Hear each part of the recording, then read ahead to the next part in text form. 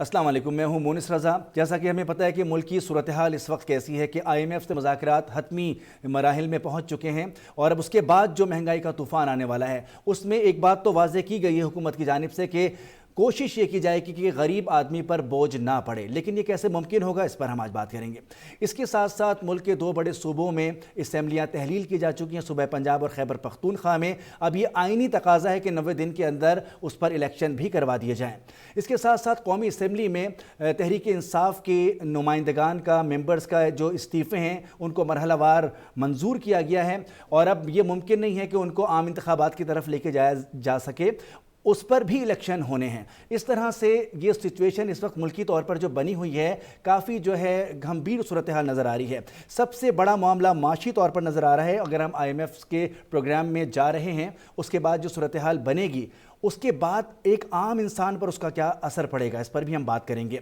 आज के शो में हमारे साथ मौजूद होंगे सिद्दीक अल फारूक साहब, नून लीग के रहनुमा, आफ्ताब जहांगीर साहब तहरीक इंसाफ से इनका ताल्लुक़ है, साबिक MNA हैं, और हमारे सीनियर एंकर पर्सन सैफान खान हमारे साथ मौजूद हैं। सैफान खान, सबसे पहले आपकी तरफ आते हैं। सिचुएशन जो इस वक्त नज़र आ रही है, IMF से हमारी ऑलमोस्ट डील हो चुकी है, उसके बाद ये कहा गया है कि कोशिश होगी कि एक आम आदमी पर इसका असर ना पड़े, तो क्या ये मुमकिन होगा? बहुत मुश्किल है ये कहना, क्योंकि आज भी इसहाक साहब ने ये कहा है कि कोशिश पूरी है और इस बारे में जो इकदाम है, IMF का जो प्रोसीजर होता है वो इस तरह होता है कि ये पहले स्टाफ लेवल एग्रीमेंट होता है, उसके बाद फिर हम देखते हैं बोर्ड अप्रूव देता है। लेकिन इस दफ़ा उन्होंने अपना प्रोसीजर भी थोड़ा चेंज किया है। ये बड़ा ज़रूरी है आवाम को बताना भी कि इस दफ़ा पहले प्रायर एक्शंस और साथ साथ जो अश्योरेंसेज हैं, यानी खास तौर पे जो हमें $4 अरब मिलने हैं चीन से, सऊदी अरब से, UAE से, तो उन्होंने उन अश्योरेंसेज की क्रेडिबिलिटी चेक करने के लिए, यानी कि वो वाकई में मिलेंगे, एक्सटर्नल इन्फ्लोज होंगे या नहीं होंगे, तो वो भी उन्हें चेक करना है। और साथ साथ कुछ प्रायर एक्शंस भी उन्होंने बताए हैं। उसके बाद स्टाफ लेवल एग्रीमेंट और उसके बाद फिर बोर्ड अप्रूवल होने जा रहा है। अब इस सूरत हाल में इसहाक साहब ने जो फिगर दी है वो 170 अरब रुपए की है। वो कहते हैं कि 170 अरब रुपए के नए टैक्सेस लगेंगे। अब उन्होंने ये तो जरूर कहा है कि हमने पेट्रोलियम के ऊपर सेल्स टैक्स लगाने से इनकार कर दिया है और ये हम पेट्रोलियम लेवी की सूरत में जरूर कर लेंगे, लेकिन जो सेल्स टैक्स है वो पेट्रोलियम के ऊपर नहीं लगाएंगे। तो और उन्होंने ये भी एश्योरेंस दी है कि इसका इंपैक्ट जो है डायरेक्टली, यानी एक तो डायरेक्ट इंपैक्ट होता है और एक इनडायरेक्ट इंपैक्ट होता है। डायरेक्ट इंपैक्ट नहीं पड़ेगा महंगाई पर, हाँ इनडायरेक्ट इंपैक्ट जरूर पड़ेगा। कुछ टैक्सेशन मेजर्स के हवाले से जो अब तक हमारी इत्तलात हैं उसमें यही है जी कि शुगरी ड्रिंक्स के ऊपर, सिगरेट के ऊपर कुछ FEDs मेजर्स हैं। ये है कि GST शायद 1% बढ़े, इंपोर्ट स्टेज पे कुछ चीज़ों पे GST लगे, और साथ साथ कुछ और ऐसे इकदाम जो टैक्सेशन के हवाले से होंगे, जैसे ये 170 बिलियन रुपीस बैंक्स के जो प्रॉफिट्स हुए एक्सचेंज के हवाले से, उनके ऊपर कोई विंडफॉल गेन्स के ऊपर कोई टैक्स लगने जा रहा है। तो ये इत्तलात तो सामने आ रही है कि 170 अरब रुपए यहाँ से इकट्ठा होने जा रहा है। लेकिन यकीनी तौर पर यह कहना कि इसका असर महंगाई पर नहीं पड़ेगा, यह बिल्कुल इस पर जो आप कहेंगे फूल्स पैराडाइज वाली बात होगी। महंगाई पर असर पड़ेगा। सिर्फ इस हफ्ते की जो इन्फ्लेशन SPI नंबर्स आए हैं ये 34% से ज्यादा आए हैं, यानी 34.83% पर आए हैं। 17 अशिया ऐसी हैं जो महंगी हुई हैं हफ्तावार अगर देखा जाए। इसके अंदर तकरीबन सब चीजें शामिल हैं। आप दूध, दही, गोश्त, मुर्गी का गोश्त, अंडे, दाल, हर किस्म की दाल, सब्जी, हर कीमत में इजाफा हुआ है। तो हुकूमत की प्रायोरिटी तो है कि महंगाई पर इंपैक्ट ना आए, उसका कम पॉलिटिकल कॉस्ट बेयर करनी पड़े। लेकिन ये कहना कि ये कर पाएगी हुकूमत, ये इंतहाई मुश्किल इस वक्त मुझे नजर आता है। सिद्दीक अल फारूक साहब, हुकूमत अपनी कोशिशें कर रही है और साबका हुकूमत, आपके मुताबिक जो साबका हुकूमत आपको ये तमाम चीज़ें PDM की हुकूमत को देकर गई, आप उसको बेयर कर रहे हैं, वो आवाम तक तो पास हो रही हैं चीज़ें। इसका जो सियासी नुकसान होगा आप इलेक्शन में उठा पाएंगे? जी सिद्दीक अल फारूक साहब, गालिबन हमारा राब्ता इस वक्त उनसे ना। आफ्ताब साहब, आपकी जानिब आते हैं। इमरान खान साहब कह रहे हैं कि अगर 90 दिन में इलेक्शन नहीं हुए सूबाई असम्बलियों के तो जेल भरो तहरीक होकर रहेगी। तैयार हैं आप? बिस्मिल्लाह, बहुत शुक्रिया जी, आपने अपने प्रोग्राम में मुझे मौका दिया बात करने का, और मेरे साथ जो भी शरीके गुफ्तगू है उनको मेरा सलाम। देखिए, पहली बात तो ये कि इस वक्त हालात ऐसे हैं, मैंने कई प्रोग्रामों में ये बात की तो कहते हैं आफ्ताब भाई आप मजाक कर रहे हो। मैंने कहा मजाक नहीं कर रहा। मेरी कराची का वो हल्का है मेरा NA 252 के जो कराची का सबसे पसमानदा इलाका है, और कराची का जितना कचरा होता है वो सारा मेरे हल्के के अंदर डंप किया जाता है। तो इससे अंदाज़ा लगा ले वो कैसा इलाका होगा। आप यकीन करें कि मैं एक बंदे से मिला अपने हल्के में, तो उसने कहा कि आफ्ताब भाई ये जेल भरो तहरीक कब चलानी है और कब करना है। मैंने कहा क्यों, आपको इतनी क्यों फिक्र पड़ गई? कह रहा है मेरी बीवी और बच्चे जो है ना वो भी तैयार हैं जाने के लिए जेल में। मैंने कहा वाह, ये तो बड़ी अजीब बात है कि बीवी और बच्चे भी। मैंने कहा क्यों? कहता है जी सुना है कि जेल में 3 टाइम खाना मिलता है, तो कम से कम हम खाना तो खा सकेंगे। जब इस किस्म के हालात हों और हम जो है एक दूसरे की टांगे खींचने पे लगे हुए हों, हम मुल्क का सोचने के बजाय अपनी अपनी सोच, चाहे उसमें मैं पीटीआई भी क्यों ना शामिल हो, हम अपनी अपनी सियासत अपनी अपनी सोच के मुताबिक काम कर रहे हों, तो मुझे बड़ा अफसोस होता है। मैं ये समझता हूँ कि हमें इस IMF की जांच छोड़ देनी चाहिए। देखिए आप पिछले 5 साल को उठा के देखें, हमने आए लोगों से कितना कर्जा लिया और रेमिटेंस कितने आए हमारे पास, तो आपको अंदाजा होगा कि हमारे जो पाकिस्तानी भाई हैं जो मुल्क से बाहर हैं, उन्होंने 140 अरब डॉलर के करीब भेजा है और हमने 5 सालों में कितना कर्जा लिया, 40-45 अरब डॉलर। तो जो हमारी असल असासा है हम उसकी तरफ नहीं जाते। अगर हम उनसे रिक्वेस्ट करें, हम उनसे बात करें कि देखें हम IMF में नहीं जाना चाहते, हम कहीं नहीं जाना चाहते, आप हमारी मदद करें, तो यकीनन वो पाकिस्तानी जो है वो बिल्कुल आएंगे आपकी मदद के लिए। लेकिन क्या है कि हमारे ओवरसीज पाकिस्तानी का भी एतमाद उठ गया है हम हुक्मरानों पे से। तो क्योंकि हम जब देखते हैं, आज आपने सुना होगा तुर्की के सदर ने जब जलजला आया वहां पे, तो उसने कहा कि मैं अपनी सारी जायदाद जो है वो डोनेट कर देता हूँ इंसलाब जलजला ज़दगान के लिए। लेकिन क्या ऐसा हमारे किसी लीडर ने किया, चाहे वो पीटीआई का ही क्यों ना हो? मैं ये बात इसलिए नहीं कर रहा कि मैं किसी को तनकीद कर रहा हूँ, कोई हमने एक ऐसी मिसाल पैदा की कि जिसको देखकर ओवरसीज पाकिस्तानी जो है वो आगे बढ़ चढ़ कर आए, वो कहे कि नहीं जी मैं भी मदद करने के तैयार हूं, मैं भी ये सब कुछ करने के लिए तैयार हूं। और इस वक्त जो है हम अपनी अपनी सियासत पे लगे हुए हैं, तो ये इस तरह मुल्क चलता नहीं है। चाहे आप IMF के साथ मुआहदा करें ना करें, एक एक हफ्ते आपके साथ बैठा है बकौल प्राइम मिनिस्टर के शहबाज शरीफ के, उसने तो हमारी नाके क्या पूरा मुंह रगड़वा दिया है, समझे ना। पहले तो हम सुनते थे नाक रगड़ दिया, अब वो कहते हैं कि पूरा मुंह ही रगड़ दिया है, लेकिन हमारी कोई बात सुनने के लिए वो तैयार ही नहीं है। हम पर एतमाद कर सियासी तफरीक से बालातर होकर आप बात कर रहे हैं, बहुत अच्छी बात है। बहुत कम लोग करते हैं ऐसी बात कि अपने पार्टी मफादात के बजाय मुल्की मफाद के उसमें आप बात कर रहे हैं। सर ये हम महंगाई ही को ले लेते हैं, आपने ओवरसीज की बात की, ओवरसीज पे हमने देखा आप लोग RDA वगैरह लाए थे स्कीम्स जिसमें कुछ शरह सूद दी गई थी ओवरसीज पाकिस्तानीज को और उन्होंने पैसा यहाँ लगाया था और वो कंटिन्यूटी भी इस गवर्नमेंट ने दी उस स्कीम को। लेकिन ये मुझे बताएं कि मुल्क को इस महंगाई का ही अगर हम जिन ले लें और दहशतगर्दी जैसे ले लें, तो ये सियासी तफरीक इसको भुलाकर, जैसे आप कह रहे हैं ना कि हम मुल्क की बात करते हैं, तो क्यों नहीं आप लोग सब एक होकर पेज पर कम से कम महंगाई के मसले पर ही बात करें। APC तो वज़ीर साहब ने कॉल की थी, उस पर इमरान खान साहब शिरकत नहीं कर रहे, तो ये क्यों है कि सियासी तफरीक रखी जाती है? अगर मुल्की मसाइल और नेशनल इंटरेस्ट की बात हो तो शायद हमें पॉलिटिक्स को की असाइड कर देना चाहिए। आफ्ताब साहब, do you agree with this? बिल्कुल एग्री, लेकिन एक चीज देखिए, उन्होंने APC बुलाई थी, लेकिन अगर सिर्फ इमरान खान की वजह से उसको मुलतवी कर दिया है तो मेरी समझ से बाहर है। और दूसरा ये देखिए, ये कितनी बड़ी ज्यादती है कि आपके मुल्क के अंदर सैलाब भी आया, आपके मुल्क के अंदर सब कुछ आया लेकिन आपने दूसरे मुल्क के अंदर जलजला आया तो आपने दूसरे दिन कहा कि जी मैं 70 आदमियों को लेकर जो है मैं जलजला ज़दगान के लिए जा रहा हूं। भाई आपने वहां जाके क्या करना था, मुझे बताएं। वही करना था ना जो आज C-130 के अंदर आपने और टर्किश एयरलाइन के जरिए सामान भेजना हेल्प करने के लिए, तो वहां जाने की क्या जरूरत थी जिसके ऊपर इतना बड़ी लागत आती। लेकिन देखें बात यह है कि आपने ये देखा कि हमने इस्तीफे दिए थे, कासिम सूरी साहब ने वो इस्तीफे हमारे एक्सेप्ट कर लिए थे और उसके बाद उसको रात को 12 बजे सुप्रीम कोर्ट खुलती है और उस रूलिंग को वाइट कर आफ्ताब साहब आपकी तरफ आते, सिद्दीक अल फारूक साहब हमारे साथ मौजूद हैं। सिद्दीक अल फारूक साहब, जिस तरह से गुफ्तगू हो रही है, आप ये बताएं कि IMF के पास हम जा रहे हैं, क्या ये मुमकिन है कि उसका असर महंगाई पर नहीं पड़ेगा, एक आम शख्स पर नहीं पड़ेगा? बिस्मिल्लाहिर्रहमानिर्रहीम।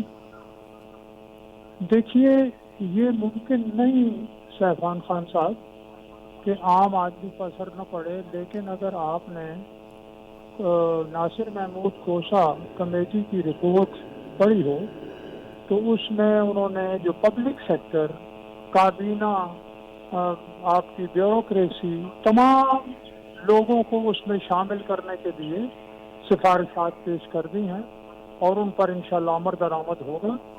जो कौम जिस मरहले से, जिस मुश्किल सूरत हाल से गुजर रही है, इसमें सबको हिस्सा लेना पड़ेगा और हम बैठ के अगर ठीक पॉलिसियां बना लें और कुछ बुनियादी चीज़ों पर इत्तेफाक राय कर लें तो पाकिस्तान का मुस्तकबिल महफूज हो सकता है।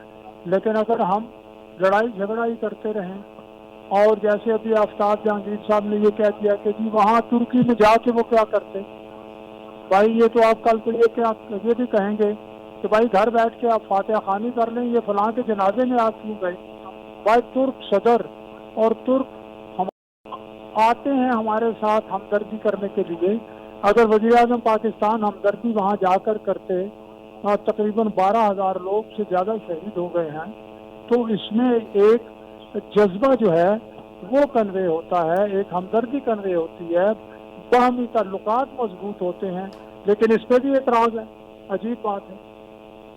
अच्छा सिद्दीकी साहब ये बताएं, क्योंकि ये तो अभी एतराज़ एक सामने आया। दूसरी अहम बात ये थी कि ये मुकदमे हम पे बन रहे हैं, गिरफ्तारियां हो रही हैं। जब APC कॉल हुई थी उस वक्त जो तहरीक इंसाफ का ऑफिशियल मौक़िफ़ आया था वो ये आया था कि पहले हमारी गिरफ्तारियां बंद करें, फिर हम साथ बैठ सकते हैं, कोई साजगार माहौल बन सकता है। आपने बहुत अच्छी बात आपने भी की कि हमें मिल बैठकर ही कुछ करना पड़ेगा। आफ्ताब साहब भी तकरीबन इसी बात पर नजर आते हैं जो शुरू में उन्होंने की थी।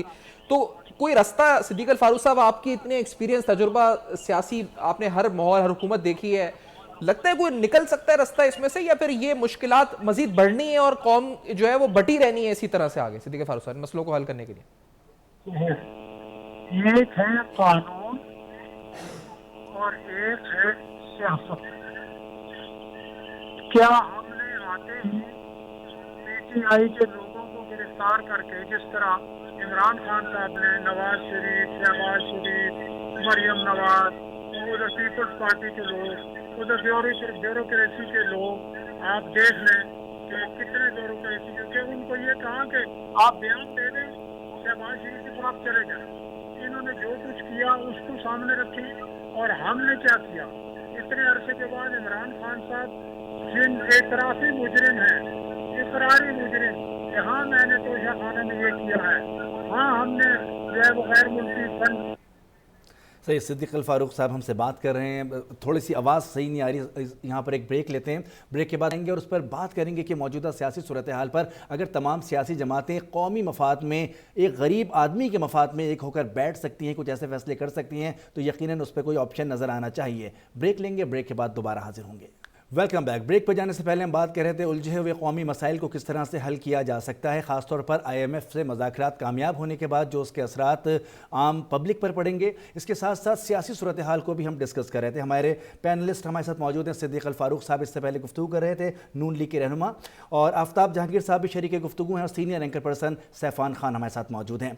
सिद्दीक साहब, आपसे ही कंटिन्यू करेंगे। जिस तरह से आपसे हम ये जानना चाह रहे थे कि गिरफ्तारियाँ की गई नून लीग के दौर में उनकी, लेकिन जब वही काम जब नून लीग और उसके इत्तेहादी हुकूमत में आए तो तहरीक इंसाफ के रहनुमाओं की गिरफ्तारियां की गईं, और उसके बाद उनको कहा कि एक मेज़ पर आके बैठ के बात भी कर लो। तो किस तरह से आप इसको देखते हैं? देखिए मुनीर साहब, मैं फौरन जवाब आपका बराह रास्त दूं। ये जब PTI की हुकूमत थी और वो गिरफ्तारियां कर रहे थे, और मुकदमात आपको मालूम है नैब का इस्तेमाल कैसा कर रहे थे, किस तरह अब तो इनके अपने घर से ये सबूत मिल गए, किस तरह से इन्होंने 15 किलो हेरोइन का मुकदमा बनाया, आर्टिकल 6 का मुकदमा बनाया। लेकिन जब अपना तहरीक लब्बैक ने इनके खिलाफ धरना दिया, हमने इनका साथ दिया। जब कोरोना आया हमने साथ दिया, जब इंडियन एग्रेशन हुआ हमने साथ दिया। हमने उस वक्त भी इक्तिसादी चार्टर के लिए पेशकश की। कौन सी पेशकश है जो हमने नहीं की? लेकिन उस पर रवैया क्या रहा वो, लेकिन इसके मुकाबले में हमारा रवैया क्या था? यही इमरान खान जब 126 दिन का धरना किया और उधर 16 दिसंबर 2014 को पेशावर आर्मी पब्लिक स्कूल का सान्या हुआ, तो जनाब नवाज शरीफ ने जो वज़ीर आज़म थे APC बुलाई और इमरान खान के धरने को भूल कर उनको दावत दी और अपने दाएं हाथ पर बिठाया और इत्तेफाक राय पैदा किया और ऑपरेशन ज़रब शुरू करके दहशतगर्दों की कमर तोड़ी। मैं ये समझता हूँ कि अगर इनके अपने एतराफ़ी जुर्म हैं, हमने ये भी किया है, ये भी किया है, ये भी किया है, तो वो तो कानून अपनी राह लेगा। हम कहीं नैब को इस्तेमाल नहीं कर रहे, हम कहीं गैर कानूनी काम नहीं कर रहे। इनके 6-7 लोग हैं, इमरान खान साहब को गिरफ्तार भी नहीं हुए, तो इसलिए मैं ये अर्ज कर रहा हूँ कि जब ये कौमी मामलात की दावत दी जा रही है और इनके मुतालबे पे 2 दिन आगे की वजीर आजम हाउस तब्दील करके तो कौमी असम्बली का जो हाल है उसको हमने कहा अभी 2-3 दिन और भी, चूंकि जिन्होंने प्रेजेंटेशन देनी है, जिन्होंने of the camera in camera briefing देनी है, उनमें एक अहम तरीन आदमी मुल्क में मौजूद नहीं है, वो आ जाएंगे तो ये मामला APC हो जाएगी, उस पर ये शिरकत करें, अपनी तजावीज़ दें, अपनी हुब्बुल वतनी, अपने जो अपना कौम है उसके मसाइल शेयर करें, जो प्रोग्राम ये देना चाहते हैं उसमें दें, इत्तेफाक राय हम पैदा कर लेंगे इंशाल्लाह। जी आफ्ताब जहांगीर साहब, जवाब आपको मिल गया होगा यकीनन। तो अब इमरान खान साहब सोचेंगे इस बारे में कि एक साथ बैठ जाएं, क्योंकि मसाइल का हल तो ऐसे ही निकलेगा साथ बैठकर। अच्छा देखिए, बात सुने, सदुकुल फारूक साहब बेचारे जो है ना मेरे दोस्त हैं, बहुत अच्छे लेकिन मासूम आदमी है। पहली बात तो ये कि जो अपने मुकदमात की बात कर रहे थे सदीकुल फारूक साहब, वो मुकदमात हमारे बनाए हुए नहीं थे, वो नैब के बनाए हुए, इनके दौर के बनाए हुए। चाहे वो पीपल्स पार्टी पे बनाए तो नवाज शरीफ ने बनाए, अगर पे नवाज शरीफ पे बनाए तो पीपल्स पार्टी वालों ने बनाए, हमारा इससे कोई ताल्लुक नहीं था। दूसरी बात ये कि जो हम पर मुकदमात बनाए जा रहे हैं तो वो तो बनाए जा रहे हैं कि मुंशी कहने पर, कि मुंशी कह दिया तो लीजिए गद्दारी का मुकदमा बन जाए। अगर उसने कोई कह दिया, शेख रशीद ने कुछ कह दिया तो उस पर वही उसको, और पूरे पाकिस्तान में मुकदमे कायम हो जाते हैं, मरी के अंदर हो गया, कराची में, सिंध में, इधर उधर। आपके एंकर पर्सनों के ऊपर जो है, आपके कुलीग्स के ऊपर जो मुकदमात बनाए गए वो बोलने पर बनाए गए। और मजे की बात ये कि बैठ के बात करने की बात करते हैं, कहते हैं जी हमने प्राइम मिनिस्टर से उठाकर हम कौमी असम्बली में ले गए कॉन्फ्रेंस को। देखें, खुद इनके स्पीकर ने ये कहा कि जी आप आए और आकर अपना रोल अदा करें, ये बार बार कहते थे टीवी के ऊपर। अच्छा, उसके बाद जब हम इनसे कहते थे हमारे इस्तीफे मंजूर कर लो, हम इसलिए कहते थे कि इस्तीफे मंजूर करेंगे तो इन्हें पता चलेगा कि क्या सूरत हाल है, आवाम क्या चाहती है, आवाम का फैसला क्या है। लेकिन इन्होंने कहा नहीं जी, आईनी तौर पर तो मैं ये एक्सेप्ट ही नहीं कर सकता जब तक इंडिविजुअली मेरे पास कोई ना आए और अपने हाथ से लिखकर मुझे तसल्ली ना दिलाए, मैं इस्तीफे मंजूर नहीं कर सकता। जैसे ही पता चला इन्हें कि हम असेंबली में जाना चाहते हैं तो इन्होंने कहा अब तो फिर गड़बड़ हो गई, क्या है ये तो अब आ रहे हैं असेंबली में। तो उन्होंने कहा जी हमने जो है इस्तीफे 33 के मंजूर कर लिए, फिर 2-4 दिन के बाद फिर 33 कर लिए, फिर 43 कर लिए। तो इसका मतलब ये है कि ये संजीदा नहीं है कि हम असेंबलियों में आए। अगर ये कहते हैं कि नहीं जी वेलकम, आप आए और आके अपना रोल अदा करें। इस वक्त पाकिस्तान मुश्किल के अंदर है, पाकिस्तान में दहशतगर्दी हो रही है, पाकिस्तान में माशी सूरत हाल बहुत खराब है, पाकिस्तान में सैलाब आया है, सब कुछ आया, तो आप आए तो लगता कि हाँ यार ये सीरियस लोग हैं, लेकिन ये सीरियस नहीं थे। जी देखिए, पहली बात ये कि इन्होंने भी एक जिक्र किया, सैफान, दोनों तरह से सिचुएशन आपके सामने, वो भी वही बात कर रहे हैं और वो भी वही बात कर रहे हैं, लेकिन शायद साथ बैठने के लिए दोनों तरफ से मेरी आप सुन तो लें, जी आप सुन लें सुफियान, मैं ये कह रहा हूं कि इन्होंने कहा कि जी हमने हीरोइन नहीं निकाली 15 किलो। देखिए, पहली बात ये कि मैं हमेशा ये प्रोग्राम में कहता हूं, दूसरे पे चैनल्स पे भी और हर जगह, कि मिनिस्टर के साथ एक, अगर मिनिस्टर ने ऑर्डर दिए तो उसके साथ जो नीचे की टीम है वो भी जिम्मेदार है। क्या उस 15 किलो हीरोइन के वक्त जो रिकवर की गई थी, क्या शहरयार अफरीदी वहां मौजूद था? वहां पर जो टीम मौजूद थी उसको क्यों नहीं सजा दी कि तुमने झूठ बोला, तुमने एक मिनिस्टर के कहने पर ये बात की जबकि तुमने कुछ भी नहीं रिकवर किया। सवाल पूछना चाह रहा हूं आफ्ताब साहब, ये मुझे बताएं, क्योंकि आपने, और ये अगर हम इसमें पढ़ेंगे कि क्या हुआ क्या नहीं हुआ, लेकिन मैं जरूर मेंशन करना चाहूं, इरफान सिद्दीकी साहब अरेस्ट हुए थे, रात गए अरेस्ट हुए थे, उनकी उम्र 75 साल से ज्यादा थी, वो आपके दौर में हुए थे। इसी तरह राना सनौला साहब का जिक्र हुआ है और नैब के केसेस का भी जिक्र हुआ है। वो आप बिल्कुल दुरुस्त कह रहे हैं कि नैब एक ऑटोनोमस बॉडी थी और वो गिरफ्तारियां कर रही थी, लेकिन सर जब गिरफ्तारी होती थी उसी शाम को शहजाद अकबर साहब एक प्रेस कॉन्फ्रेंस करते थे 1-1.5 घंटे की, और उस प्रेस कॉन्फ्रेंस के अंदर उस गिरफ्तारी को ऐसे ओन किया जाता था और ऐसे चर्चा और का बनाया जाता था। ये हमने देखा है ना, मैं तो खुद नैब कवर करता था, तो कि उसको ओन किया जाता था, तो ये गलत था ना, इसको तो हम मुजम्मत कर सकते हैं कि ये क्यों रियाती थी। मैं सही नहीं, आप सुन लेना